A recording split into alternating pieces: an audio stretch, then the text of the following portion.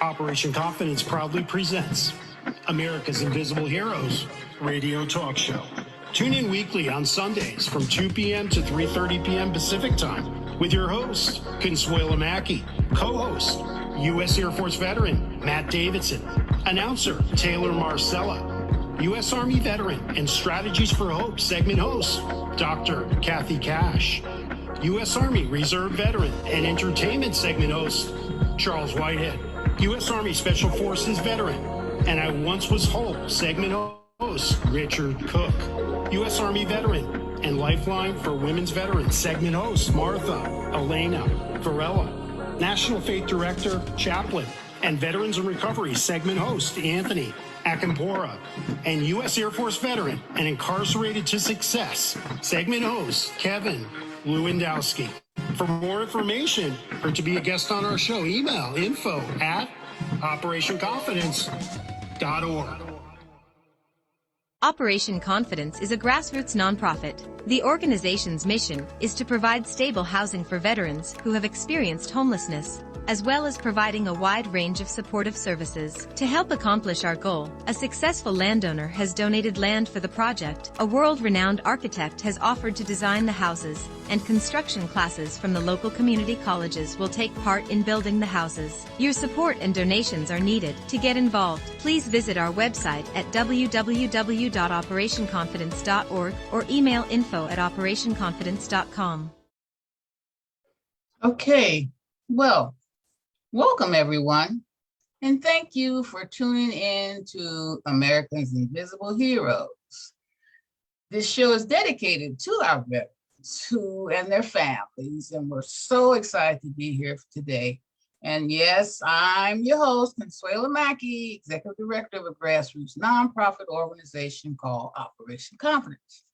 No, I'm not a veteran, but my heart goes out to our American heroes, especially veterans who have a disability and have experienced homelessness. For those who are new to the show, American Invisible Heroes was established to provide a platform for our veterans to be able to share their experiences, heartfelt stories, resources, accomplishments, and challenges. So now, allow me to introduce you to our co-host for today. We have Taylor Marcella. She's an Operation Confidence board member, and she's the announcer. U.S. Army veteran. We have Dr. Kathy Cash. She has a bi-monthly segment called Strategies for Hope. Then we have U.S. Navy veteran Calvin Poole. He also has a bi-monthly segment, and his bi-monthly segment is called Blind Veterans Helping Blind Veterans. And last but not least, we have U.S. Army veteran Dr. Wendy Childress. She has a bi-monthly segment called Living Life Completely. Welcome, everyone. Thank you for tuning in. Okay, so we're moving right along here. Dr. Wendy? Okay, I have to apologize. This is a technology day at its best. Okay. So, my laptop is acting up, my tablet is acting up, and oh my goodness, my phone. All at the same time, huh? Yes, and I have been trying with my phone to turn this video on, and it won't.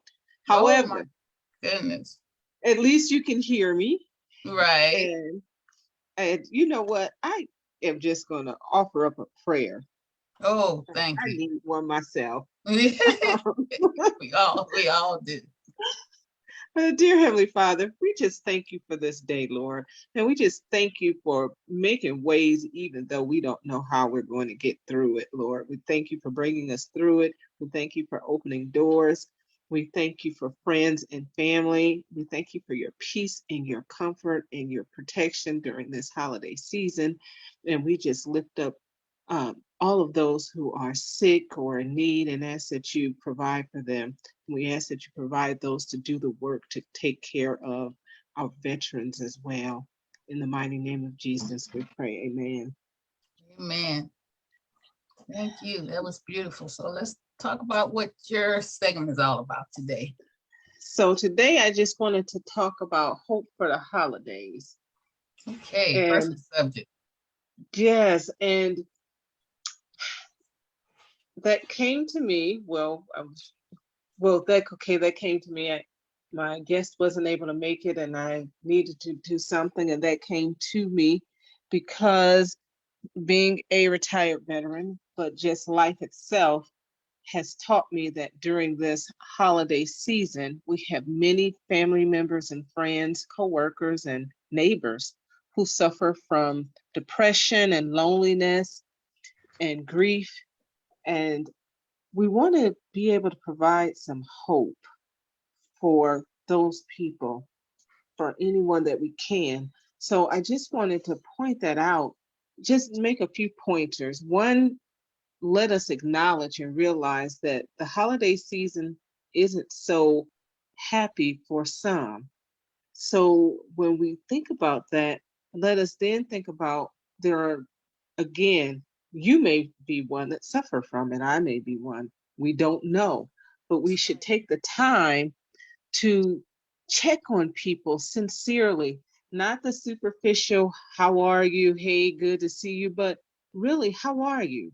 Take Right. time to hear people and to be aware, to be present, because then we can really see or hear what's going on. We can hear or see if our brother or sister, aunt, uncle, neighbor, friend, coworker, if they're really doing all right when we really try to listen and tune in, or if they're overwhelmed or Right. depressed or lonely.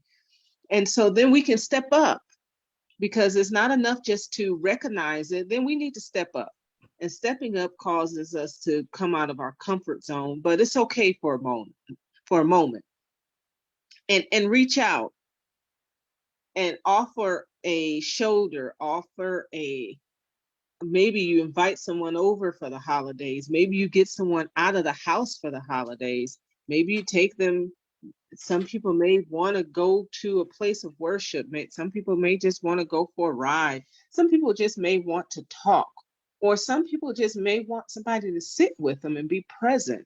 So we come out of our comfort zone. We be aware. We reach out. We call people and check on them. We don't know what a phone call might do and how that might lift someone's spirit. So pick up the phone, call someone you haven't called during the holiday season, call them, check on them, let them know that they're being thought of, because each and every last one of us want to be thought about. Right. It's good to be thought about. We just want to know that we are seen and that we have not been forgotten. So Right. we don't want to be afraid to either acknowledge their feelings, let them know that what they feel is okay and it's not abnormal, because we all get depressed at sometimes. We all feel sad at sometimes. We all experience grief. So they're okay. It's okay to feel those things, but let them know they don't have to do it by themselves. Mm-hmm. So we need to be realistic. We need to come out of our comfort zones. We need to think about others, and we need to just take that time, just a little time, and think about somebody else. Reach out to the neighbor, reach out to the brother or sister, like I said, reach out to the family or friend. Just let them know, hey, I'm thinking about you. You haven't been Right. forgotten. And we can offer, just with that small action, we can offer someone hope for the holidays. And if you go the step further and invite somebody over, that's even better, if you can do that, or take somebody out. But let's not let anyone feel as if they've been forgotten or if they're all alone, because that is the worst part. And that leads to the severe depression, that leads to the suicides. And I was going to pull up the current statistics, but I did not even want to dwell there, because my focus is on, let's make someone feel good for the holiday. Buy somebody a gift you've never bought a gift. It doesn't That's have to so be, true. yeah, it doesn't have to be anything expensive. It's Right. because it's just a thought. Mm-hmm. So, Dr. Childers, tell us a little bit about your organization and your credibility to give this subject today, share this subject today. well, I military, they're called SMEs. I never call myself a SME, a subject matter expert in anything, because that puts a lot of pressure on you. However, I am, and I don't want the pressure, but I am an ordained minister, a retired chaplain, doctorate in ministry, a certified life coach, and U.S. Army, right, Deborah? yes, U.S. Army, National Guard, Army Reserve. I actually did all three. And Okay. so those are some of my credentials. And Sunday, November 20th. And your organization? My organization, which would actually be two, but with this one, Living Life Completely, is my organization in which I offer life coaching services, and I offer them for singles, I offer them to veterans, I offer them to those experiencing grief, and I will hit on grief for a moment. What makes me, a lot of people are not comfortable with grief, and even with going through my certification, that was one of the things that was interesting for me, is that because of I'm very comfortable with it, as comfortable as one can get, and no thanks to my own knowledge or anything like that. It's just my experience, and having experienced death since an early age, for me, it was not unfamiliar. Let me rephrase that. For me, it would be unusual not to attend a funeral service because of my position in my family. I'm the 8th born of 8 siblings. And so my brothers and sisters were all older than me. I come from a large family. So as I look back over my life, it was as if, well, God had a plan for me, not as if, well, I know he did. And being comfortable with grief was one of them, because every year of my life, just about, I attended a funeral. So when I meet Wow. people who have never been to a funeral, it's like, you're 30 years old, you haven't been to a funeral, you're 50 years. What do you mean? I've been going to them since I was born in this world. So Wow. but it allowed me to become comfortable with grief and understand that it's normal and that it's okay. So that is one of the other areas that I do life coaching in. And You know, a population that's been forgotten during the holidays is our seniors, especially our senior veterans, and just seniors, period. I know you may coach them as well, right? Yeah, I don't have too many seniors, and okay, you know what? Yes, I'm sorry, because society would say a senior is 60. Really, they say a senior is 55 plus now, right? Yeah. So yes, That's not gonna work. yeah, it's like, no, I don't have any seniors. Because they're like 60 and under, but 60 is a senior, according to society. But yes, during this time, seniors, and I'm glad you said that, Connie, because during this season, think about your seniors, your Right. neighbors in the community. Unfortunately, we don't know our neighbors like we used to, but take the time, because if they're 80 plus, it could very well be the case they may never have had kids. Their spouse may be deceased. They may be by themselves, or their children may be living in another state, and so they're by themselves for the holidays. And do you know what you do for that senior if you just went over and rang the bell and said, "Happy holidays, here is a box of cookies or some flowers for you," or anything? So check on your seniors too. I'm glad you did bring that up, because some of them are by themselves. And we yes, have a they perfect all example, a neighbor over here. She's a senior. She's always by herself. And I reached out to her and totally wanted her to come over for Thanksgiving. And that was like, oh, she's absolutely thrilled, you know.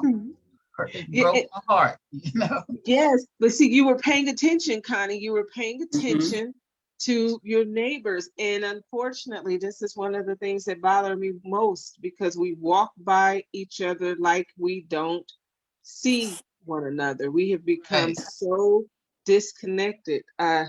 I love movies, and I'll quote two lines from two movies that I actually like. One is Avatar, and in Avatar, she tells him, God, I forget his name, but she tells him, I see you. We all want to be seen. Mm-hmm. Every last one of us. And And thought then, of. and thought about, we want to be seen. Mm-hmm. And then in, I just lost the movie, but Ludacris played in it. I just lost the name of the movie. Well, There's a don't feel movie. bad. It's okay. I That's- guess I'm having a senior moment right now. I think we all went through that one Crash. already. Don't feel bad. Okay, the movie Crash. I'm glad it came to me. That was a brief Okay. senior moment. And he says, we all, what Ludacris talks about, we are walking down the street and the in there's a scene where he and another person are walking down the street. The lady crosses the street to keep from even brushing up against them for many reasons in this particular scene. But he talks about the disconnect. And it's like, yes, we are. We are disconnected. We don't want to be, we don't even have a sense of touch. We don't want to be touched. We don't want to be connected. We pull in our garages and we don't even have to speak to our neighbors because you have your attached garage, you pull right in, you don't even get to know your neighbors. And Right. heaven forbid you live in an apartment, you don't ever really have to get to know anybody then. Right. So we've lost our sense of touch, which is what Crash really dealt with in a very, it dealt with a lot of subjects, but we've lost that sense of connectivity. So Mhm. thank you, Connie, for paying attention because you, as you have realized, you have made, she's excited. Just that Oh yeah. invite, you're thinking, well, you know what? I'm just inviting you to a dinner at my house. It's not Right. like, you know, Cool little thing. and she, you think she was going to the Queen's Palace. Exactly. She keeps, you know, I've become cuckoo with plants since COVID. My front porch looks like a jungle. Jungle. And I call them my plant babies, you know. So she comes over and leaves a little plant on the front porch. She won't say anything. And then I'll say about 2 or 3 weeks later, she'll come and bring another little itty bitty plant, you know. So I think that's so cute. She won't knock on the door, but she'll leave a little something to say I was here and thought of you. So she's very sweet. I'm happy to have her. It's Thanksgiving. And I'll say one more thing for your coworkers, because oftentimes people will move from another state and they're in this state all by themselves. And it's not the case that they can always afford to go back home. And then these individuals end up spending their holidays by themselves. Right. So if you have a coworker who was here from another state, another country, and can't go home with their families, think about doing what Connie did, invite them over. So that he or she doesn't have to spend the holidays by themselves either. Right, and right. That is, I am going to just leave it there. Just during these holidays, let's give someone some hope.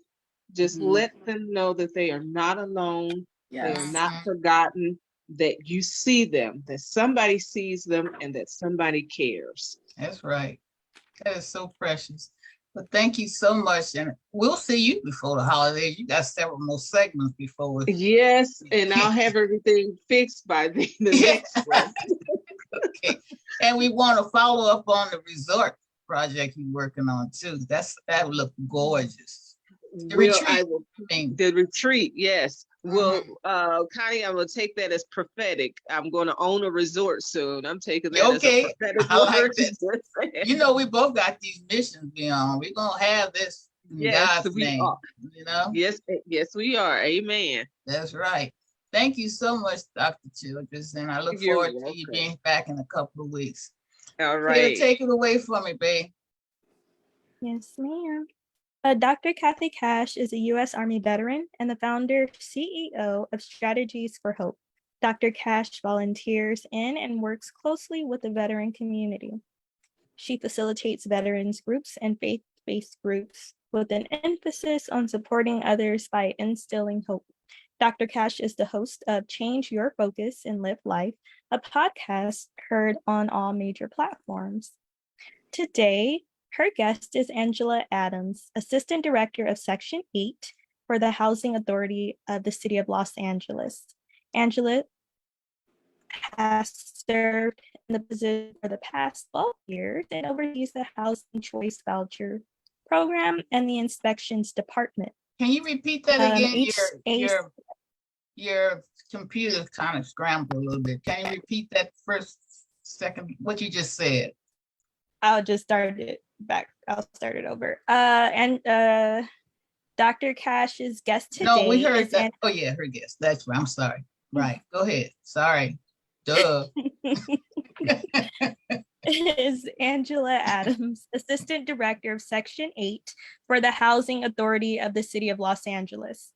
Angela has served in the position for the past 12 years and oversees the Housing Choice Voucher programs and the Inspections Department. HACLA is one of the largest housing authorities with over 48,166 participants and over 15,000 landlords. My lordy. Angela is the Vice President of Professional Development of SoCal NAHRO, Vice President of CAHA, and member of the American Legion Jackie Robinson Post 252, where she is the adjutant, a member of Auxiliary 252, and a member of the National Association of Black Veterans. Angela is a proud veteran of Operation Iraqi Freedom and Desert Shield, Desert Storm. She retired from the United States Army Reserves as a Command Sergeant Major after serving 30 years. Angela has a Master's of Arts degree from Bowie State University in Human Resource Development and a BA from the University of Maryland, Baltimore County in Social Work with a minor in African American Studies and Health Science and Policy. She is an active member of Delta Sigma Theta Sorority, Inc. There we go. And in her church, First AME of Los Angeles, where she serves as the president of the Sarah Allen Women's Missionary Society, on the steward board, on usher board number 4, and in the finance room. Welcome, Miss Angela. Welcome, girlfriend. You know Hi. Man. I'm so proud of you. So much. Yes. You're We the thank her for champion. being able to take the time to be with us this afternoon. She's wearing her hat because she just finished, well, she's in the midst of her tea with her mission. Oh, So we thank wow. you for giving us a little bit of your time on today. Thank you so much. You're welcome. So as we heard in her bio, she retired from the United States Army Reserve as a Command Sergeant Major after 30 years. Wow. That's such an accomplishment. So thinking back, what made you go into the service? Welcome, everyone. Thank you for having me. My I actually went into the service because of my white track coach. She was inspirational. She said to me, I was born in Pensacola, Florida, but I was raised in New Jersey. And she said, you're getting out of New Jersey. So you're either going into the military or you're going to college. Well, at that time, guidance counselors were not that forthcoming with African-American students. So I said, I'm not ready for college right now. I don't think I have all those tools that I need. I'm going to go into the military, but I'm going to leave New Jersey, like she said. I was a little nervous, so I joined the National Guard first because I didn't know if I was going to like it. So you go to the same training as all of regular Army people. So I went, I loved it, and I signed up to go full time. I said, this was fun. You know, the drill instructors were just like my mother, tough, and like the community that I came from. Everyone's looking out for you. I said, this is a no-brainer. So I signed up and I did the 4 years. And then I met some Black officers when I ran all Army track and field, and they told me about their college experience. And I said, well, you think I could go? They said, oh, of course. Here's what you need to do. Take the SATs, do this, and you could even get a scholarship. Send in your clippings. And that's what happened. Wow. That is how I ended up. Yeah. Wow. That's so amazing. Well, And so after I did that, I still liked the military. So I said, you know what? The commercial says 1 week in a month, 2 weeks in the summer. I can do this. I can be in the reserves, get a little part-time money while I'm going to college, and I'm not going to miss a beat because the years just continue on. Right. I did that straight for 5 years. They worked with my schedule, running track and cross country, because I did finally get a scholarship. But I graduated from college and I get this phone call. Desert Shield, Desert Storm. And when I got the phone call, I said, well, wait a minute. The commercial said 1 week in a month, 2 weeks in the summer. It didn't say anything about war. And I'm too cute to be going to war. And the person on the other call said, well, you have a critical MOS. I said, no, I don't. I'm a typist. He said, no, you have another MOS that you learned first. And I said, oh, the food supply? I haven't done that in years. He said, it's just like a bicycle. You get on it and it'll come right back to you. We'll see you in 48 hours. And I met with them for in 48 hours. I trained with a bunch of people. I had no clue for 2 weeks, and we all went off to Saudi Arabia. Desert Shield, Desert Storm. So I did six months there. And so that's kind of what I did, but I always felt that I was too cute to be out there and it was too hot. And when I first got there, the first thing I noticed was, I said, we've been bamboozled. Jesus couldn't have had blonde hair and blue eyes with this 125 degree heat. And so that's one of the first myths that I learned after being out there. I said, these pictures are not right because I'm getting darker out here. So that was one of the things. And so even though we were there, I would make the most of it. And I think it's because of faith, praying, family members, God, just folks having your back and working as a team. And we were all Black. So yeah, we got it together. We supported each other. It was a unit for Baltimore, and we were determined. We were coming back in one piece, and we did. So that's what, and I'm thinking, okay, that was 6 months. That was easy peasy. I got this. And so I just kept on with the reserves, and I kept working in my regular field. But like I was telling Kathy, I lost money when I would get deployed because of the jobs that I had as a civilian. I was pretty high up in administration, always working in the housing field. So it was interesting. And you want me to answer the questions, Kathy? You're going to ask me. Well, I'll ask you, what, did you have any challenges being an African-American woman in leadership, whether it was gender or race? Did you have any challenges with your command staff? I did. I even noticed that as a lower enlisted on the active duty, it's like they didn't really pay you attention, or they would discount what you had to say. So I would just stand back and I said, let go and let God, wait for it. And then the men would come back and said, you were right. I said, oh, was I? Oh my gosh, I was right. So in the reserves, I moved up, and I always believed in going to school so I could move up in rank. But I always met with resistance because people didn't take you seriously because I looked really, really young. But I wasn't. I was older, but they just assumed, oh, she's a kid. She doesn't know what she's doing. So I'm like, okay, all right. So I would come around different ways. You know how we do it as women. We have little birthday celebrations, draw them into the family, into the fold. And before you knew it, you had them in the palm of your hand. Right. But if they saw you doing the same thing they did, you had no problems. So I did my PT just like the guys did. I would tote stuff, lift stuff, hide when I would need to hide from stuff like they did. But I was always there in their corner, and I would always support everybody. And I wouldn't stop. I always had a lot of humor with mine. We'd go out into the field. I'm a very picky eater. So I would always manage to find where the best chicken place was. I'd order my chicken, put it in foil, and put it outside the window so it would be nice and cold because I like cold chicken. And we get out into the field. They'd be like, sorry, you know, where you get that from? I said, oh, I ordered my chicken because I can't eat that mess hall food. It stops me up, y'all. It stops me up. So, but I would have enough to share with everybody because that's the way I am, being the eldest in the family. So, yes. So. Wow, that is awesome. That's awesome. What impact has your military career? You've been with the Housing Authority for HACLA for many, many years. What impact has your military leadership service had on you serving in the civilian world?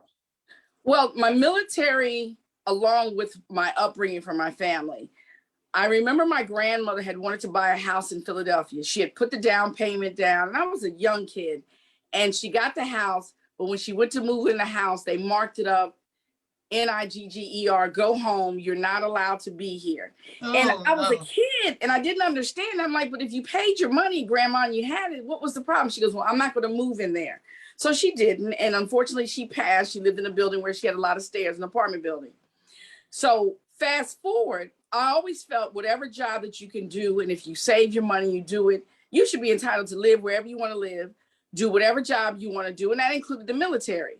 So when I got into housing, and I truly believe in Section 8 because of so much redlining and steering and the past practices within our community, it's prevented us to have affordable or decent and safe and sanitary housing. So Section 8 is what we push. So you take a Section 8 voucher and you can live any and everywhere you want within the United States, Puerto Rico, Hawaii, Guam, Alaska, St. Croix, St. Thomas, because that's a U.S. territory. So you should be able to go anywhere long as you meet the criteria, and no one should stop you. Right. So because of that, that's been my catalyst. And the same thing with the military. If you could do the job that you were trained to do, when you do a great job, you should be able to promote and train others and do what you need to do without the stressors of racism, sexism, homophobia, whatever it is. Just do the job that I've been hired to do, and I can do it. A lot of officers are under the assumption that because you're enlisted, you don't know anything, and vice versa. But a lot of us enlisted people, we go to college, we do what we have to do. Some of us have 2, triple, quadruple degrees. Yeah. And we have major jobs outside the field, but instantly they look at your face, they look at your gender, society. Yes, and they say you can't do it. And I will never let that stop me. And because of that, I push ahead with my clients. I push ahead with my staff because I have to check them sometimes. You know, I love them dearly, but I said, put yourself in those shoes. We are all just one paycheck away from being where our clients are. If we don't be compassionate and have love in our hearts to do the job that we're hired to do, we're no good to anybody else. Wow, that's awesome. That's so true. And as we close out, this one asks you this last question, my signature question. What does hope look like to you? Hope looks like Karen Bass. Hope looks like Kamala Harris. Hope looks like President Barack Hussein Obama. Hope looks like we can get it done. I went to a dinner last night for the Marine Corps ball, and I did not know that Monfree's point was because Blacks could not go into the Marine Corps. And then when they let us in at 42 or 43, we had to go segregated, separated in some little post down in South Carolina. Yeah. And in spite of all that, Black Marines, male, female, they made it happen. And they are serving proudly, regardless of what anyone says you can't do. Hope is that young people will push the standards, make the change, hold people accountable. If they put their faith in God, you got to have God on your side, because these folks they'll make you want to lay hands on them, but you got to have God in there in the mix. You got to have him in the mix. That's right. Yes, to help you fight these battles. and just keep it going and ask the questions and just call them on it. We pay taxes just like everybody else. Come on now. Come on. I've served this country, and what happened January 6th should never have happened. Should never have happened. I'm just saying. We are that was horrible. Thank you so much. Thank you so much. And I just wanted to say, Command Sergeant Major, thank you for pointing that out, because that was one of my biggest, one of my pet peeves when serving, is that because you're enlisted, even you Command Sergeant Majors are talked down, not you, but the enlisted officers and the officers think that the enlisted are stupid. It's like, no, they're not. They have degrees just like you have a degree. Some of them have multiple degrees, and by no means are they stupid, or they wouldn't be here. So I'm glad you pointed that out, because that was something that I saw frequently, and I would have to call them to task. It's like, are you talking to that young woman, that young soldier, like they are dumb? They have a brain. All you have to do is show them what you want done, or tell, and they can do it. So I'm glad you pointed that out. Yeah, it's very hard, because as a reservist with the active Army folks, they do it every day. We're coming in, when they call you, dial your number. They dialed my number. I got 2 days notice. The second time I had a month's notice, but those 9 months in support of Bosnia and Herzegovina, I was in Germany. But that last time they called me for Iraq, they gave me 30 days. I was old. They wanted me to charge up a hill. I said, oh, Lord. I did it. We did it. I got through it. But I'm telling you, I was leaning on the Lord, and it tried my patience. And I was telling these officers, sir, when I'm back home, I'm managing a budget of millions of dollars. This is not my first rodeo on this. Yes. That is so precious. So it is awesome. So thank you so much. And you served then, and you continue to serve. We are both proud members of the American Legion. Jackie Robinson, Post 252. Yes. She's the adjutant. I'm the first vice commander. Our commander is Lieutenant Colonel retired Patricia Jackson Kelly. Yes. Army, Air Force, and Army Reserves. Retired. Right. So women are running stuff now. Yes. We just thank you, Angela, for being here. Oh God, you have no idea. You've been absolutely wonderful, so inspiring. And we definitely need you on our team, girl. Please. Yes. So, yeah. We definitely tell me something. You went to the dinner last night, Mount Report dinner. Did you see First Sergeant Jack McDowell? He's like 90 something now. He was actually the first. I took a picture with him. Well, that's my homie. Him and Brenda, his wife. They've supported Operation Confidence for years. He's 94. Is he 94 years old? Yes. Girl, they travel around the world and do all kind of fabulous stuff. He was he was the oldest. Isn't he fabulous? Very articulate. You know, for him to be in his 90s. He and Brenda just got back from the world tour. I mean, they do everything together. He was the oldest Marine that was there, and I took a picture with him, and I said, well, I'm not a Marine, I'm the Army. He said, well, I'll forgive you, but you can stand next to me and take a picture. Well, you see him, give him my love, and I'll definitely let him know you were on the show. And I would love to get your email information, because Dr. Cash knows what we're doing with our housing project, and we definitely need your influence and expertise. Oh, yes.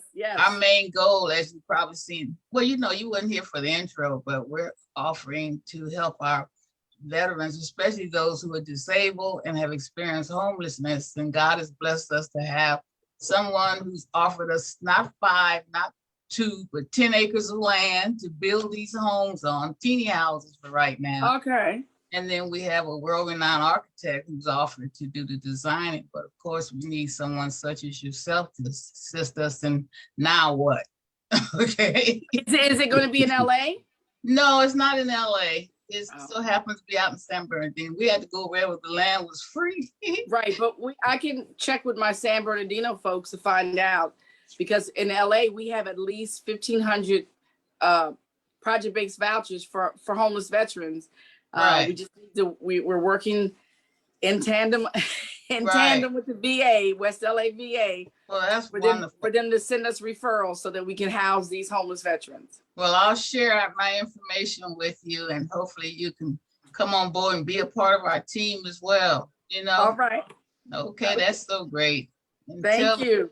Tell Well, Miss thank you Kelly so much. Connie said hi. She's girlfriend too. We go back many years. Oh, I will. Yeah. Kathy has my information, so she can give that to you. We will Great. get connected. We will get all connected. Thank Yeah, you. Kathy's on my advisory board. She knows what we're doing. So she'll All right. share it in detail. Thank you so much. Thank you, everybody. Bye-bye. Yes. Bye-bye. Thank you. Thank you so much. Great.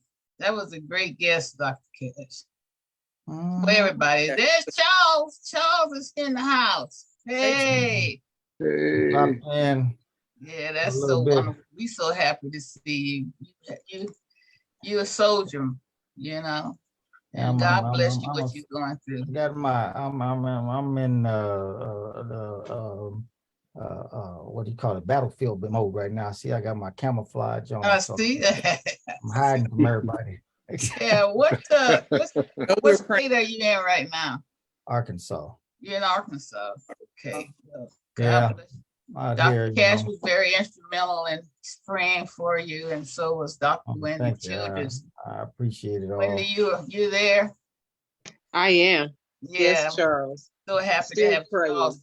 He's in the middle of doing some serious arranging, but he still stopped by and gave us time for us, and I appreciate it. I'm knee deep in trying to get my mother's obituary done by tomorrow. It's got to be in the morning. Right. Well, Charles, I will say this: if you need any help, shoot me an email. Um, Pretty much there. As a matter of fact, you got it? Okay. Yeah, I'm doing the pictures, and it's like, so my sister did all of the texting. She's like, "Here, I want you to do this." Black and white version right here, but I'm doing, I got, Pictures. Yeah, That's so my great. picture. My mother is she has 16 brothers and sisters. Oh, wow. And all except the youngest one were living. The youngest one got killed in a car accident 34 years ago. Wow. Wow. So then her and my aunt, we just had her funeral yesterday, passed within 2 weeks of each other.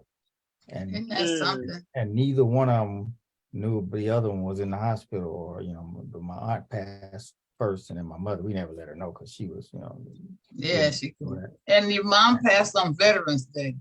Yes. And she lived in a veterans facility, right? Yes, my father was a veteran, so my mother lived here on Little Rock Air Force Base. And so, she, it's befitting because, one of my cousins said, "Oh man, it's gonna be hard," because my mother would call all the veterans in the family on Veterans Day and just, wish them happy Veterans Day and thanks for your service. She would do that.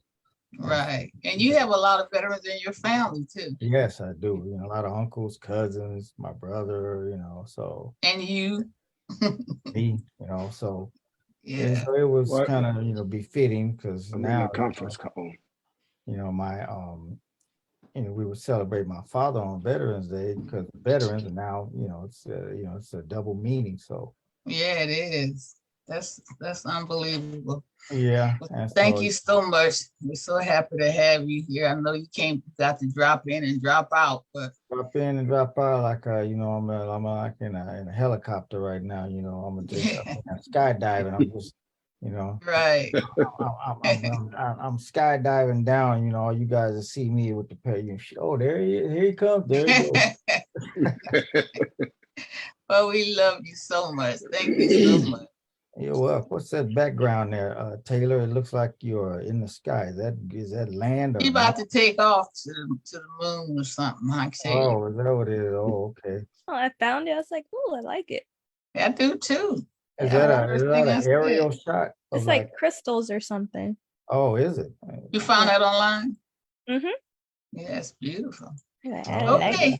We moving right along, Taylor. You got All right. Well, I just wanted to drop in and say, hey, Hey, Charles. Thank you. How you doing, Mr. iPhone? Yeah, I know it's not, I know that's not your name, but that's what we see. It's Okay, I think Dr. Cash has an engagement too, right, Dr. Cash? Yes, we're all doing right. a day in a Thanksgiving service. Oh, okay, you preaching today? I'm just gonna do words of encouragement. Okay, He's that's preaching. Yeah. that's beautiful. Yeah. And don't right. forget, I invited you to Thanksgiving. You never replied back. I know. Guess you got so many other engagements, huh? Tonight, I'll let you know tonight because I'm talking to my brother today. Okay, I know everybody's hitting you up, so I just wanted to be in the line. Tell you want you out here too. Okay, let All me right. know. Have a blessed day, and thank you. Okay, So you much. all be Take care. Continue to have a great show, and I'll God's will see you next week. Oh, that would be so wonderful. Okay, Both of y'all thanks. leaving. I understand. Have a Okay. wonderful Thanksgiving. Love both of you. All right. Yes. Okay. Happy Thanksgiving to you, Mike. Thank you. Don't eat too much. I know, huh? Okay, we're moving right along here. Look like we may finish the show at a decent time today. Okay. It's on you, Taylor. Calvin. Yeah.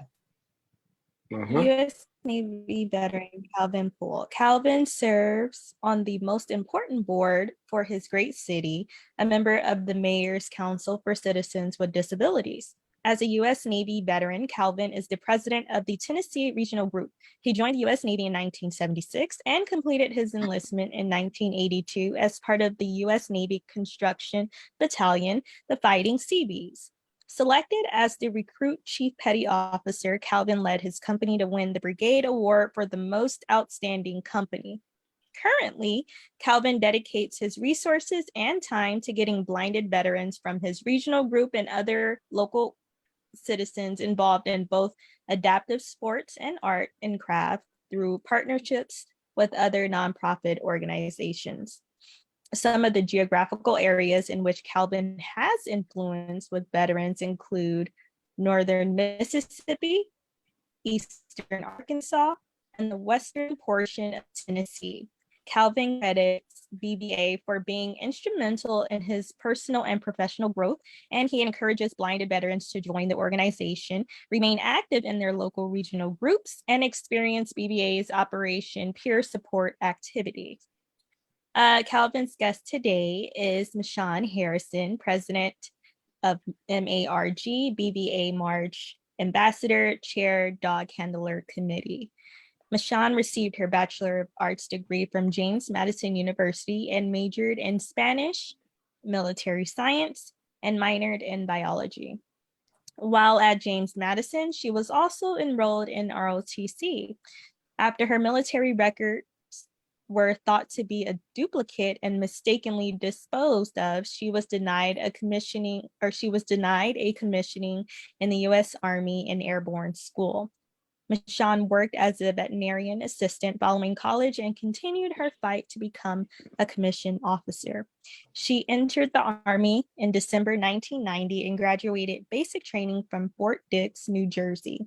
She later graduated advanced individual training at Fort Sam, Houston, Texas as a 42 Charlie orthodontic specialist.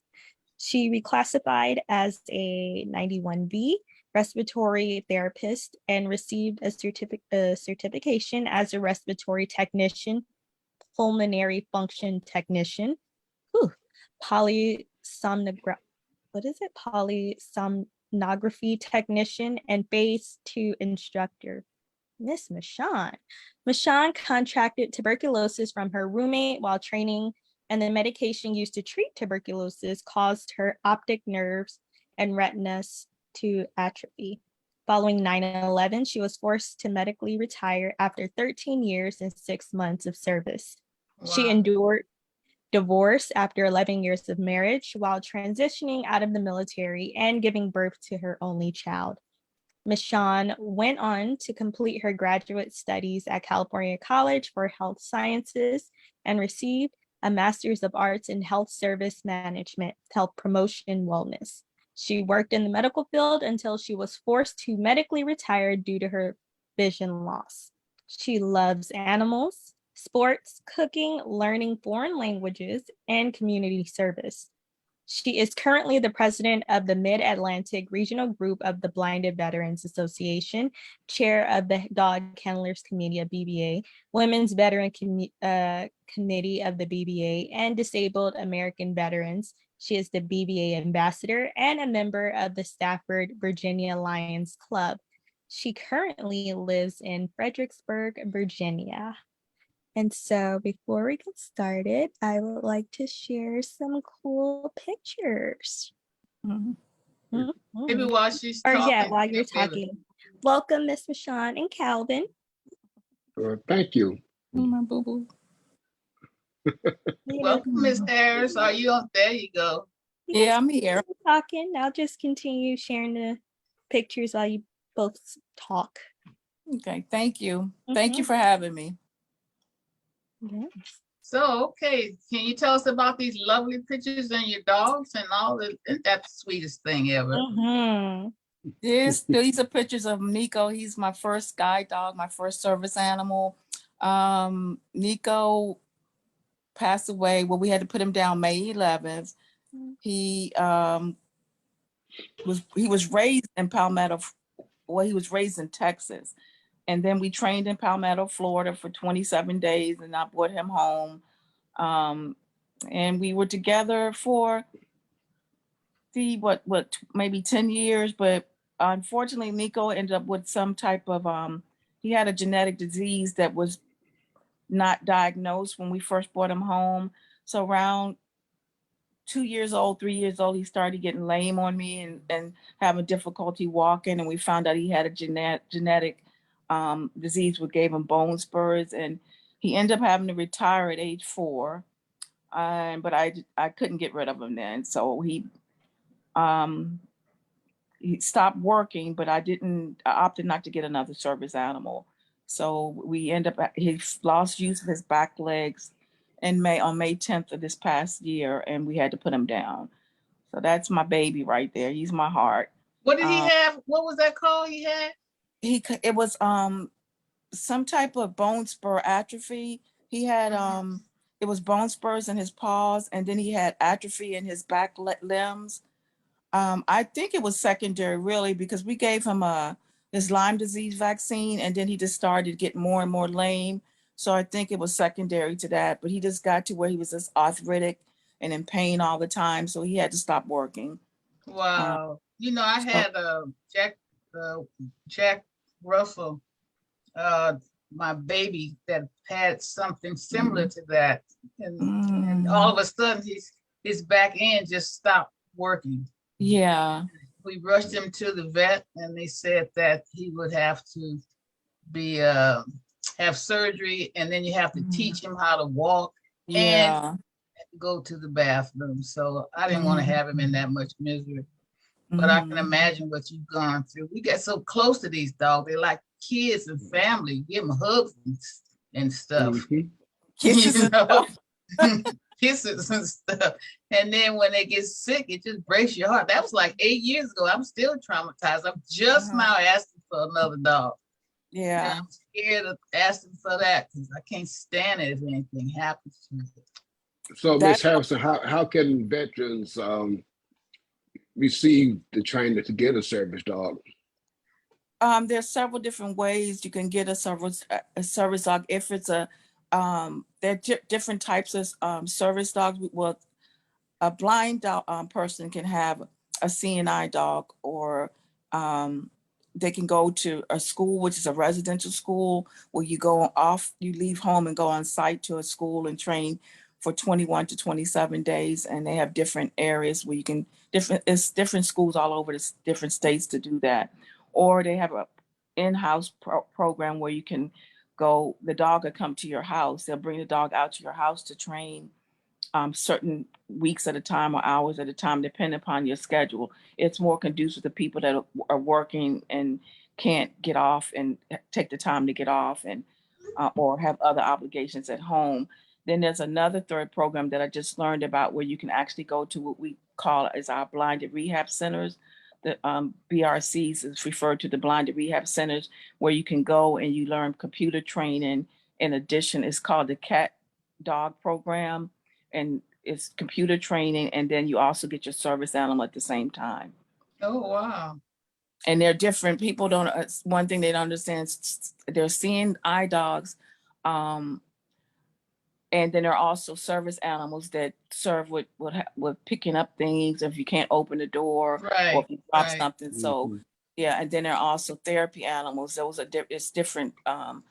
So it's CNI or with service dogs, therapy, and then I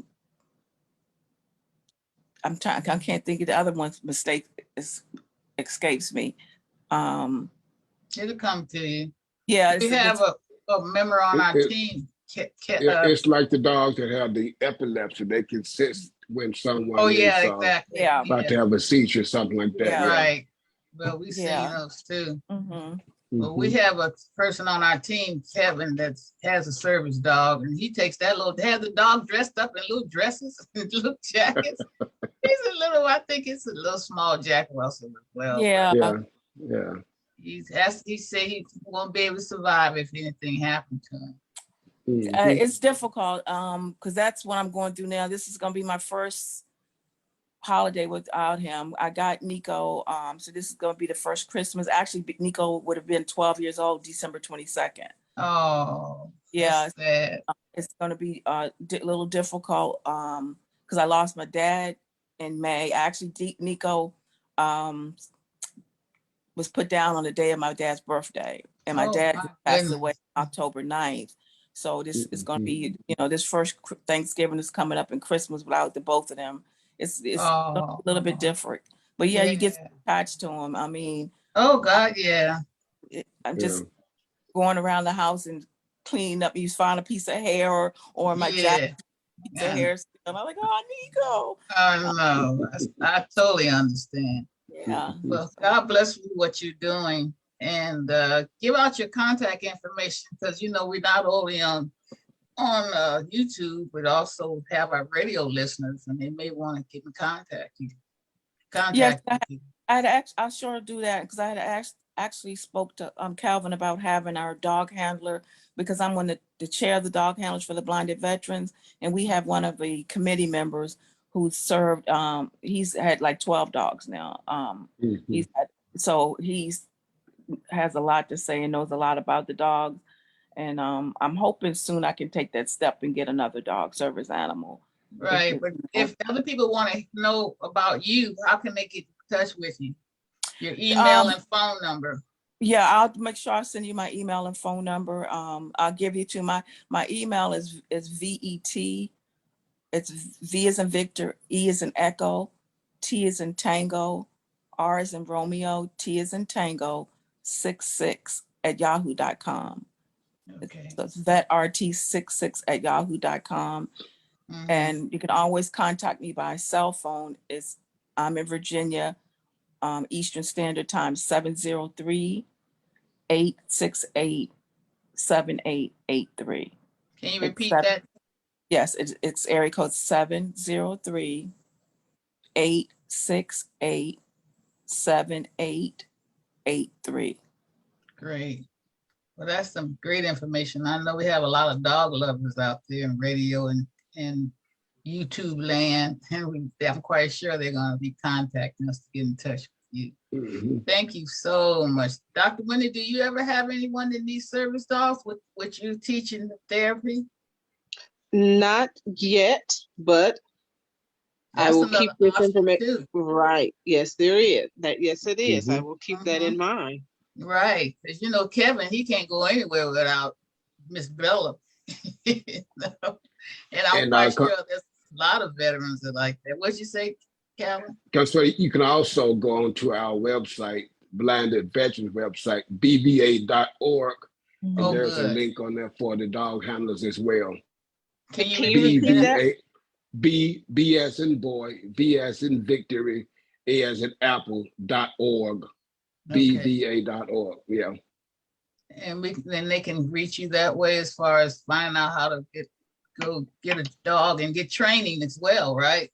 Absolutely, yes. Okay. And do you have anything? Where is it located? I mean, what if someone is calling you from where we are, Los Angeles? And can you connect us also? Oh yes, yes. The I don't have the telephone number in front of me, but if you go to the website, the Yeah, contact they're all over. information It's national should be. then, is what you're saying. It's national. Yes, it's a national Okay. website. Yes. Okay, great. Well, thank you so much. That was some good information too, you know? And I God do bless plan you. to have in January. I plan to bring on the guy that Michaun was speaking about. His name is Paul Mims. He's very knowledgeable to dog handlers as well. Oh, we would love to have him on board. Mm-hmm. Thank you so much. That was great. All right, so we're winding down now. Taylor, take it away. So I'd like to tell you about my friend Nicole. In 2008, a rare winter storm buried her state under more than a foot of snow. The city was gridlocked. Nicole was stuck in her home for 8 days. Many people would consider that an inconvenience, but for Nicole, whose muscles are too weak to support her body, those 8 days were potentially life-threatening. Born with spinal muscular atrophy, a genetic disease that progressively weakens the body's muscles, Nicole fully reliant on a wheelchair and full-time caregivers for most routine tasks. Being alone for 8 days was not an option, so Nicole signed up for an emergency preparedness training program developed through her Office of Disability and Health External Care. The most important thing she learned from this was to have a backup plan in case of an emergency situation. When she heard the snowstorm was coming, she emailed all her caregivers to find out who lived close and who would be available. She made sure she had a generator, batteries for her wheelchair, and at least a week's supply of food, water, and prescription medication. Nicole said that training was empowering and reinforced her ability to live independently with a disability. She felt better informed about the potential risks people with disabilities could encounter during a disaster. For example, clinics might close, streets and sidewalks might be impassable, or caregivers might be unable to travel. Among the trips Nicole learned from Ready Now training program, how to develop a backup plan, inform caregivers, family, friends, neighbors, and others who might be able to help during an emergency, stock up on food, water, and any other necessary prescription medications, medical supplies, or equipment, have enough to last at least a week. Make a list of emergency contact information and keep it handy. Keep a charged car battery at home. It can power electric wheelchairs and other motorized medical equipment if there is an electricity outage. Learn about alternate transportations and routes, and understand the responsibilities and limitations of a first responder. For example, members of your local fire department or law enforcement officers or office during a disaster. These training shows people with disabilities that they can do more to triage their situations in crisis than anyone else. Ready Now encourages people with disabilities to take ownership of their own care.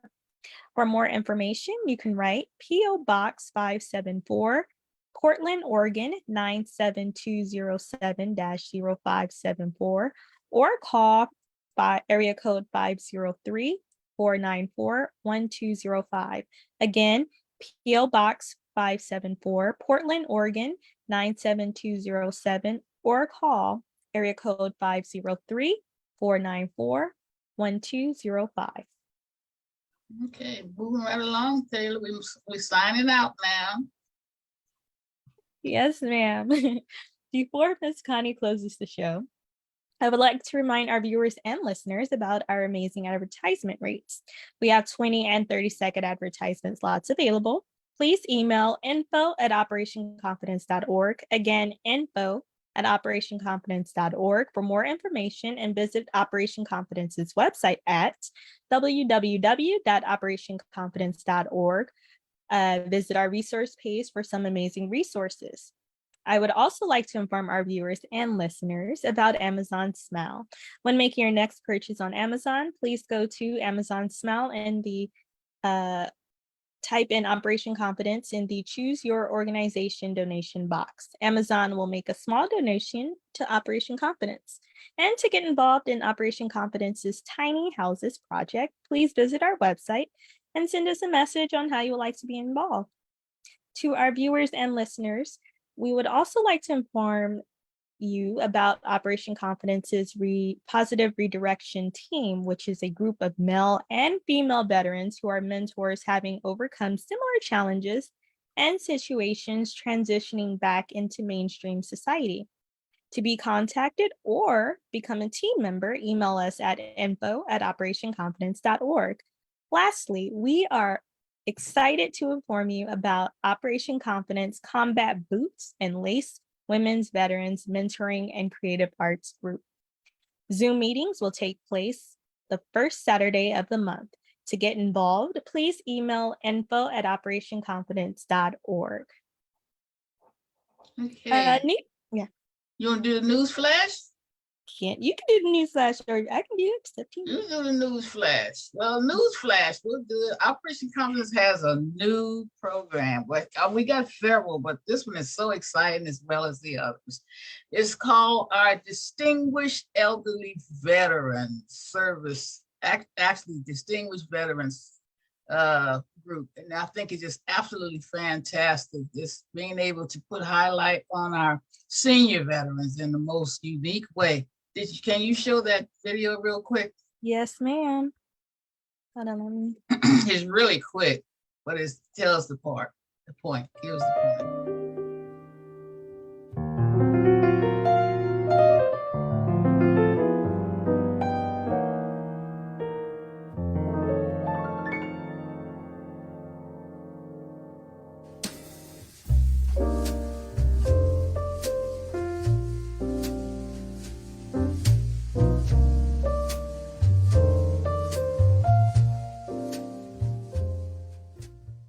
Very quick, but to the point, and that's going to be able to put our veterans as not only as mentors, as many of we need, but at the same time being able to show you how to dress for success. You know what, if Operation Confidence got started using the industry that I have had and still do for so many years is the cosmetology beauty industry, and we use it as a form of rehabilitation. So it does work. So we want to be able to extend this program to our veterans, our male elderly vets, and of course our women vets through combat boots and lace. So anyway, we want to thank our guests for coming on the show today. We had a wonderful, wonderful group of phenomenal people. And as always, we want to remind our listeners and our viewers that the goal for the show is to raise awareness about Operation Confidence's mission, which is to provide stable housing with a wide range of supportive services, including employment opportunities. So to get involved, please feel free to send us an email to info@operationconfidence.org. Once again, info@operationconfidence.org. And also, please don't forget to subscribe to our American Invisible Heroes YouTube channel. We started several months ago, and we now have over 85,000 views. So we're excited about that. Okay, thank you so much for today, and we'll be back next week.